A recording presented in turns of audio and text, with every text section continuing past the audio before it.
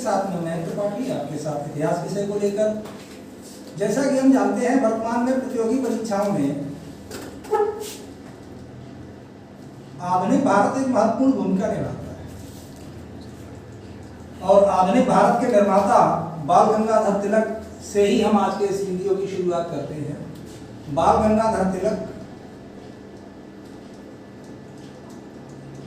तो कुछ चीजें देखनी है, उनकी बायोग्राफी देखेंगे, इसके साथ भारतीय राष्ट्रीय आंदोलन को इन्होंने किस प्रकार से प्रभावित किया ये देखेंगे। सबसे ज्यादा आवश्यक है जन्म मृत्यु। जन्म इनका 23 जुलाई 1856 और मृत्यु 1 अगस्त 1920। डेट्स को याद करना इतिहास में हमेशा से ही एक समस्या रही है, आप लोग समझ रहे होंगे, तो मैं प्रयत्न करूंगा आपको थोड़ा आसान रहे। 1856 1856 इसको हम लोग याद कर सकते हैं कि 1857 में भारतीय क्रांति सही दिशा में चली हुई थी और 1 अगस्त 1920 को असहयोग आंदोलन आरंभ हुआ। असहयोग आंदोलन, आने वाले वीडियोज में जलियांवाला बाग हत्याकांड और असहयोग आंदोलन की विशेष चर्चा रहेगी, आप लोग देखना नहीं भूलिएगा। असहयोग आंदोलन आरंभ हुआ था, तो हम लोग इसको इस तरीके से अपने मस्तिष्क में सुरक्षित रख सकते हैं कि असहयोग का मतलब ही था कि नॉन कोऑपरेशन मूवमेंट, सहयोग नहीं करना है। और इतने बड़े राष्ट्रभक्त थे कि इन्होंने सांस लेना भी बंद कर दिया। इस तरीके से नॉन कोऑपरेशन मूवमेंट को इन्होंने अपना सपोर्ट दिया हुआ था। जन्म इनका हुआ था महाराष्ट्र में रत्नागिरी, और रत्नागिरी के पास था चिखली गांव।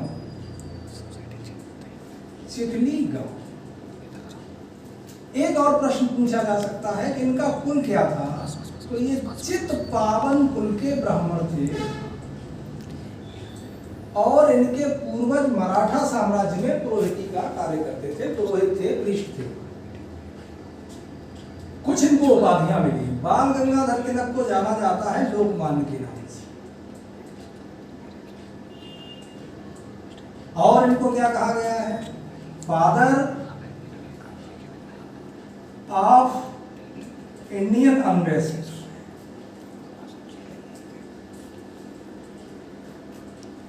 इसको हिंदी में भी लिखे देते हैं भारतीय अशांति का जनक।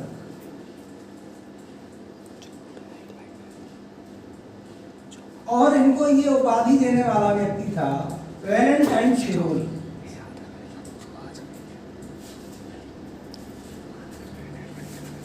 वैलेंटाइन सिरोल की एक पुस्तक थी जो प्रायः प्रतियोगी परीक्षाओं में पूछ दी जाती है, इंडियन अनरेस्ट।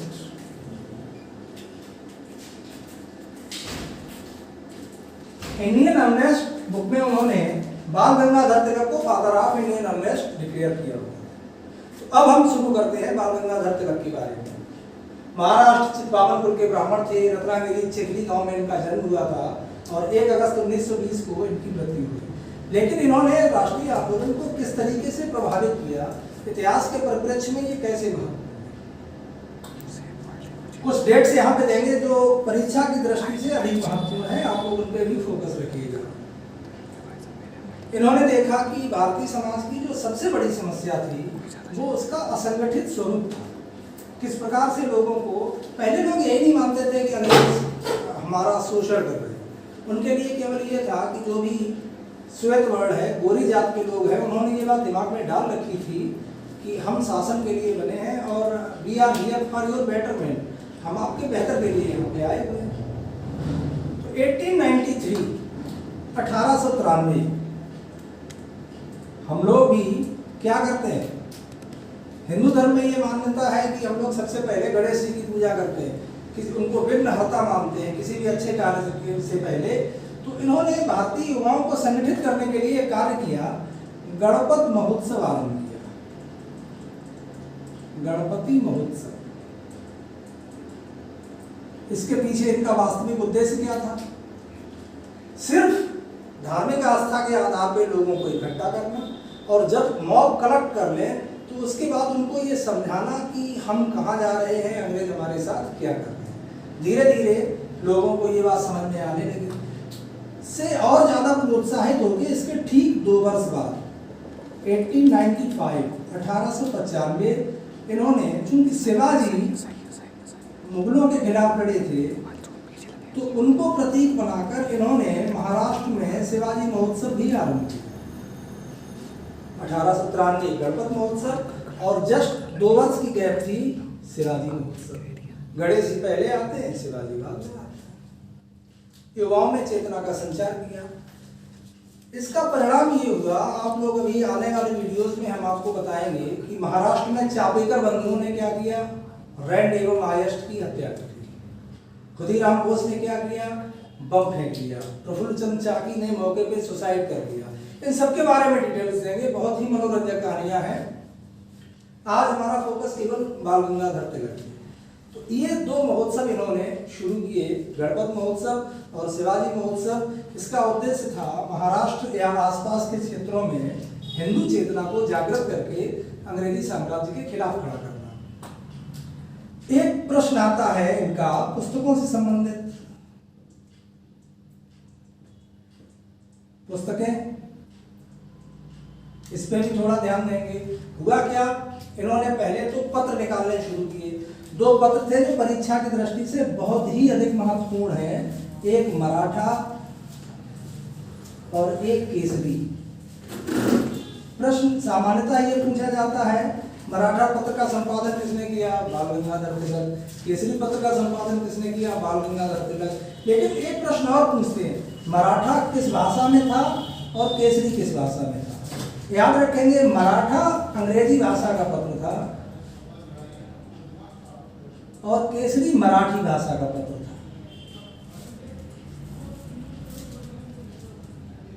क्रॉस रिलेशन है, मराठा मराठी में नहीं है, मराठा अंग्रेजी भाषा में है और केसरी मराठी भाषा में। इनके पत्रों में जो भी इन्होंने देश का दुर्भाग्य नामक एक आर्टिकल लिखा था, देश का दुर्भाग्य, केसरी में एक आर्टिकल दिया था जो अंग्रेजी शासन की पोल खोल रहा था, उसका नाम था देश का दुर्भाग्य। तो अंग्रेजी सरकार ने क्रोधित होकर के इनको 1908 में जेल भेज दिया 6 वर्ष के लिए और ये 1914 तक जेल रहे। जेल कहाँ, मांडले। मांडले जेल ये बर्मा में पड़ती है। वहां भी इन्होंने अपने समय को खराब नहीं किया और वहां पे एक बहुत ही महत्वपूर्ण पुस्तक लिखी जिसका नाम था गीता रहस्य।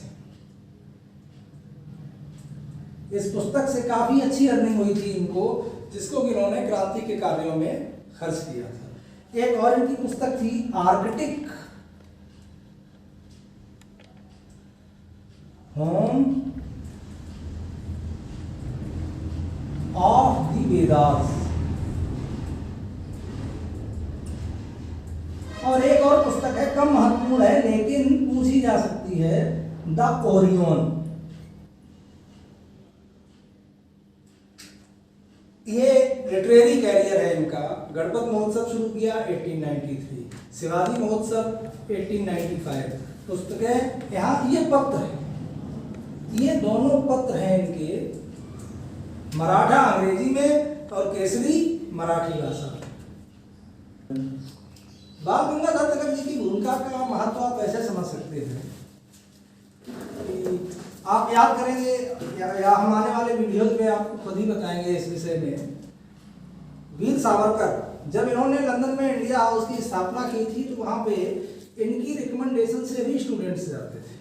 मदन लाल धिंगरा इन्हीं की रिकमेंडेशन से वहाँ पे गए हुए थे। इन्होंने एक सबसे महत्वपूर्ण बात थी, इन्होंने एक नारा दिया, स्वराज हमारा जन्म सिद्ध अधिकार है।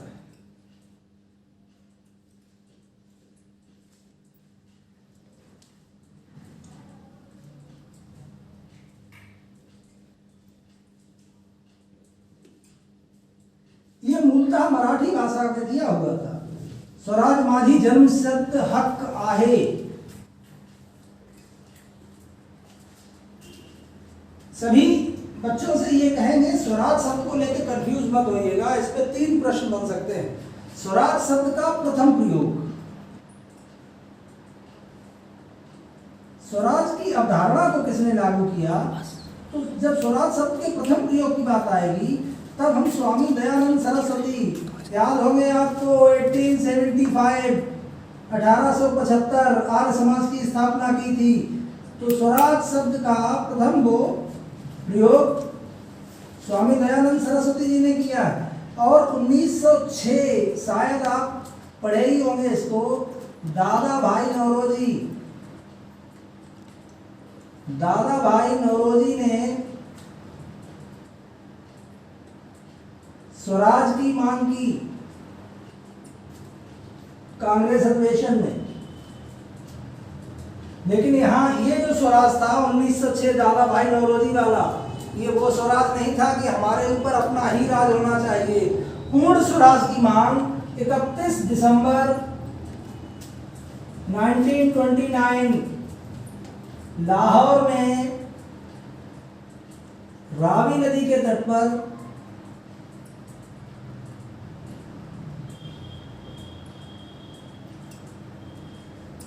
जवाहरलाल नेहरू द्वारा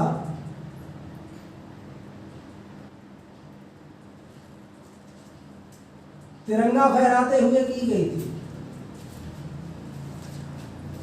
स्वराज के जो प्रश्न आते हैं वो यहीं से मिल जाएंगे। पहला, स्वराज हमारी जन्म सिद्ध हक आहे, ये बाल गंगाधर तिलक का नारा है। स्वराज शब्द का प्रथम प्रयोग स्वामी दयानंद सरस्वती जी ने किया था। दादा भाई नौरोजी ने स्वराज की मांग की थी कांग्रेस अधिवेशन में। और 31 दिसंबर 1929, बहुत बार ये प्रश्न पूछा गया है, लाहौर में रावी नदी के तट पर जेएल नेहरू द्वारा तिरंगा फहराते हुए किया। इसके बाद इनका एक बहुत ही महत्वपूर्ण अचीवमेंट ये था, कम जगह का इस्तेमाल करेंगे, थोड़ा छोटा लिखेंगे। आप लोग स्क्रीनशॉट लेकर के जूम करके देख लीजिएगा। होम रूल लीग,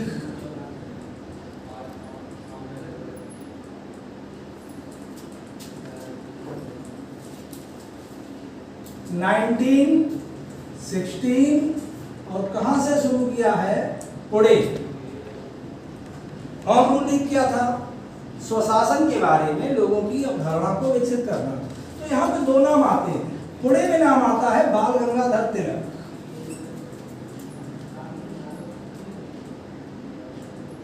और यही होम रूल लीग 1916 में मद्रास में आरंभ की थी सिस्टर एनी बेसेंट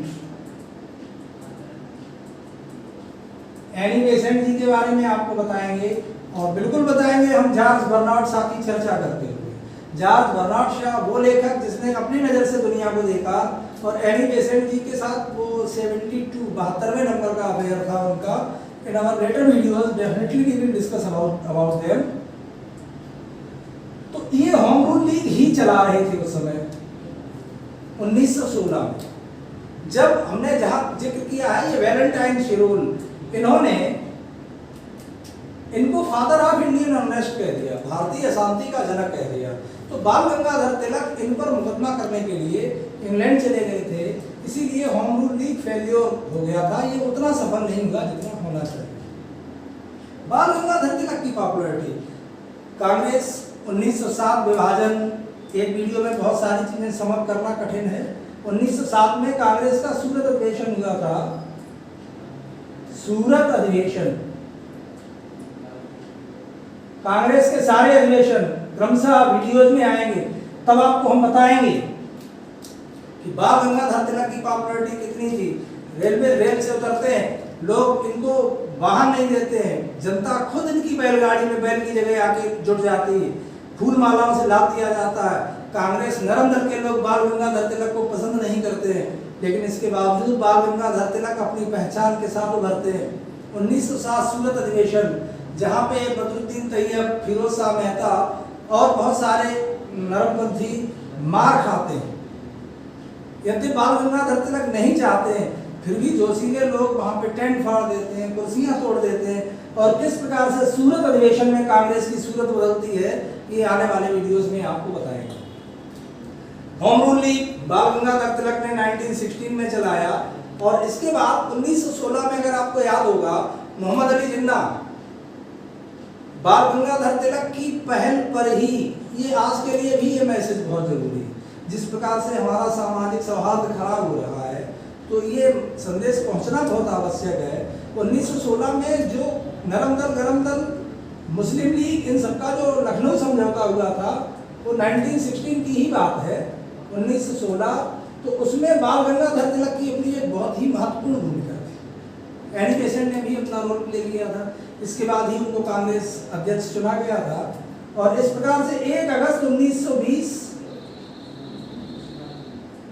को भारतीय राजनीति का ये चमकता सितारा डूब गया था।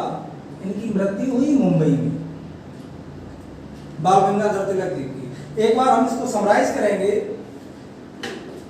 एक प्रश्न और रहता है, लाल बाल पाल बहुत ही प्रसिद्ध टिप्पणी थी। लाल बाल